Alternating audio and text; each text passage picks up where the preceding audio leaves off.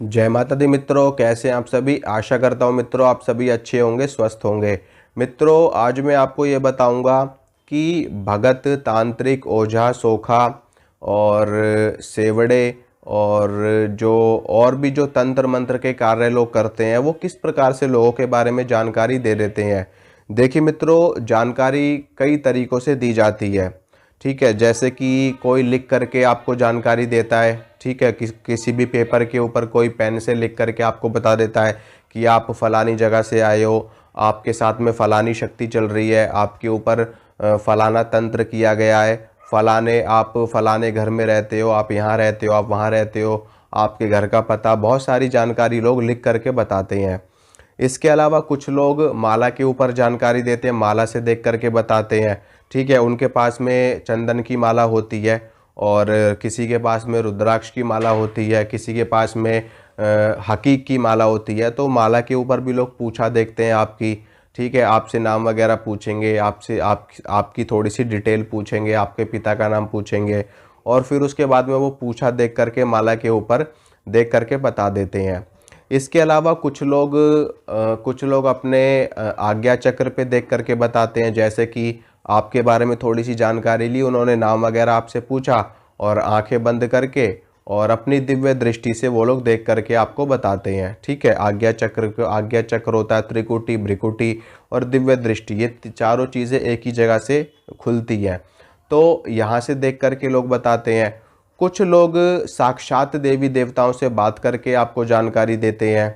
जैसे कि सामने शक्ति खड़ी होती है या साइड में शक्ति खड़ी होती है या दाएं तरफ बाएं तरफ शक्ति खड़ी होती है, तो वो शक्ति जानकारी देती है सामने सामने, जैसे कि दो लोग आपस में बात करते हैं। इसी प्रकार से शक्ति भी सारी जानकारी देती है।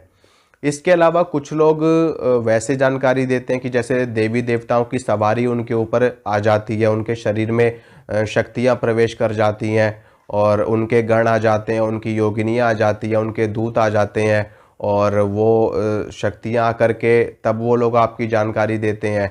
ठीक है, तो ये सारे तरीके हैं बताने के। माध्यम है कि किस प्रकार से आपको कोई व्यक्ति जानकारी दे रहा है।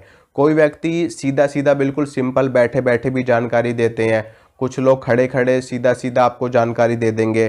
ठीक है, उनके लिए कोई स्थान विशेष का महत्व नहीं होता, किसी दिशा महत्व का विशेष नहीं होता, कि दिशा विशेष का महत्व नहीं होता।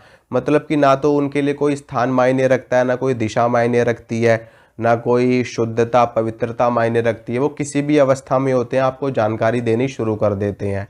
ठीक है, ना ही वो खेलते हैं, ना ही वो किसी शक्ति से बात करते हैं, वो सीधा सीधा आपके बारे में कुछ दो चार चीज़ें बता देते हैं और आप उसी में विस्मित हो जाते हो।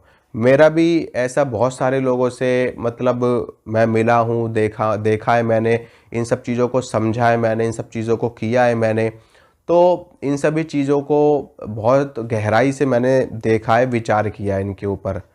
तो मैं आपको ये बताता हूँ, देखिए जो तरीके हैं लोगों के बताने के, सबका अपना अपना तरीका होता है बताने का। ठीक है, जैसे कि जैसे कि आपको कोई सब्ज़ी बनाने के लिए कहा जाए। ठीक है, आपको सेम सामग्री दी जाए, चार लोगों को अगर सब्ज़ी बनाने के लिए बोला जाए, चारों लोगों को बिल्कुल सेम आइटम दी जाए सब्ज़ी बनाने के लिए, लेकिन उन चारों के तरीके में फ़र्क होगा। उन चारों को वो चारों लोग जब सब्ज़ी बनाएंगे तो उनकी सब्ज़ी के स्वाद में फ़र्क होगा। क्यों? क्योंकि सबका काम करने का तरीका अलग होता है, सबका देखने का तरीका अलग होता है, सबकी सोच अलग होती है, सबके भाव अलग होते हैं। ठीक है, तो उसी प्रकार से हर शक्ति का भी अपना अपना एक तरीका, मतलब हर व्यक्ति का एक अपना अपना तरीका होता है। लेकिन इसमें मुख्य रूप से क्या चीज़ काम करती है? मुख्य रूप से शक्ति कार्य करती है। ठीक है, शक्ति की सिद्धि ये सबसे ज़्यादा ज़रूरी है। अगर आपके पास में किसी भी देवी की या किसी भी देवता की कोई सिद्धि नहीं है तो आप किसी भी तरीके से कोई भी जानकारी किसी को नहीं दे पाओगे। लेकिन अगर आपने किसी शक्ति को सिद्ध कर रखा है, जैसे कि आपने माता काली की सिद्धि की है, हनुमान जी की सिद्धि की है, भैरव जी की सिद्धि की है, भगवान शिव की सिद्धि की है, माँ दुर्गा की सिद्धि की है। ठीक है, लेकिन आपके पास सिद्धि है, शक्ति है आपके पास में, तो आप किसी भी माध्यम से लोगों को जानकारी दे सकते हो। तो इसी प्रकार से हर तांत्रिक का, हर ओझा का, सोखा का, भगत का, सेवड़े का, इन सभी का तरीका होता है बताने का। ठीक है, जैसा कि मैंने आपको बताया, कोई लिख के बताएगा, कोई बोल के बताता है, कोई सवारी लेके बताता है, तो कोई देवी देवताओं से बात करके बताता है, तो कोई अपने आज्ञा चक्र में देख करके बताता है, तो कोई दिव्य दृष्टि में देख करके बताता है, किसी के सामने कोई स्क्रीन खुलती है, ठीक है, किसी के सामने जैसे टेलीविज़न पे, जैसे टीवी पे सब कुछ चित्र आते हैं और वहाँ से आवाज़ें आती हैं, चित्र आते हैं, उसी प्रकार से कई लोगों को चीज़ें दिखाई देती हैं। तो हर शक्ति का अपना अपना तरीका होता है, ठीक है। लेकिन आप किस शक्ति की पुकार को, किस शक्ति की तरंगों को, ऊर्जा को आप कैसे ग्रहण कर रहे हो अपने अपने अंदर, ये आपके ऊपर निर्भर करता है। किसी किसी को मन में बैठे बैठे पुकार उठती है, अंदर से प्रेरणा मिलती है उनको बताने के लिए, ठीक है। किसी की जीवा के ऊपर शक्ति बैठ करके बताती है, किसी की कान में शक्तियाँ बताती हैं, जैसे कि कर्ण पिशाचिनी बताती है। जो पंचांगुली देवी है वो हाथों में बताती है, ठीक है, 5 उंगलियों में, हथेलियों में, 5 में बताती हैं उसमें। तो ये सारी चीज़ें होती हैं, ऐसे ही जानकारी आपको भी हासिल हो सकती है, लेकिन आपको इसके लिए साधना करनी पड़ेगी, शक्तियों को सिद्ध करना पड़ेगा, तभी आप किसी के बारे में जानकारी दे पाओगे, नहीं तो आप किसी भी माध्यम से जानकारी नहीं दे पाओगे, ठीक है मित्रों। तो आशा करता हूँ मित्रों, जो जानकारी मैंने आपको दी आपको समझ में आई होगी, आपको अच्छी लगी होगी। अगर मेरे द्वारा दी गई जानकारी आपको अच्छी लगती है तो वीडियो को लाइक करना, वीडियो को शेयर करना, चैनल को सब्सक्राइब करना। इसी तरह की जानकारी मैं आपको लगातार देता रहूँगा। मिलूँगा आपसे अगली वीडियो में। जय माता रानी की।